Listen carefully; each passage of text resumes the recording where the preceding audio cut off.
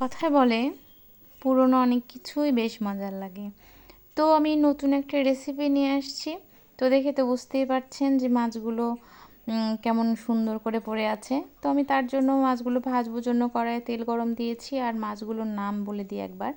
এটা হলো পাতাশি আর আমি এটা রান্না করব, ভাজা করব। আর এটা হলো পাবদা। তো পাবদা এমনিতেই ফোটে, তার জন্য আমি একটু তেল মাখায় নিয়েছি যাতে করে তেল না গায়ে আসে। তো রিস্ক নিলাম না।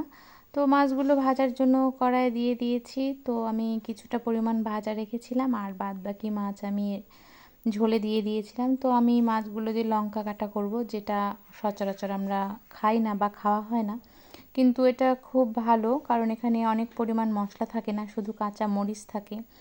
তো আমি তার জন্য এটা রান্না করছি। তো আমি এখানে একটা বেগুন নিয়েছি, বেগুন দিয়ে রান্না করব। আমি 5 ফোড়ন দিয়েছি আর কাঁচা মরিচ দিয়েছি আর বেগুনগুলো ছেড়ে দিলাম আর লবণ আর হলুদ দিয়ে একটু ভাজা ভাজা করে নেব। তো তার মধ্যে আমি ভাজা করার পর এখানে অনেকটা পরিমাণ জল দিয়ে দেব। তো এই ঝোলটাই অনেক মজার। তো খেতে ভীষণ ভালো লাগে, ছোটোবেলা অনেক খেতাম, কিন্তু এখন সচরাচর খাওয়া হয় না কারণ সবার ভালোও লাগে না আর সবাই যে খাবে এটা ভাবাটাও ভুল। তো আমরা সবার জন্য না রান্না করে, ছোট বাচ্চা আছে আমার বাড়িতে, তাদের জন্য রান্না করেছি। তো তারা খুব ভালোবাসে এরকম ঝোল ঝোল খাবার খেতে, আর তারা খুব একটা এটা খাওয়া মানে খেতে অভ্যস্ত না। তো সবাই খেয়েছি, ভীষণ ভালো লেগেছে। আর গরম গরম ঝোল আর গরম গরম ভাত খুব মজার লাগে। তো তার সঙ্গে যদি একটু সালাদ থাকে তাহলে তো খাবারটা জমে যায়।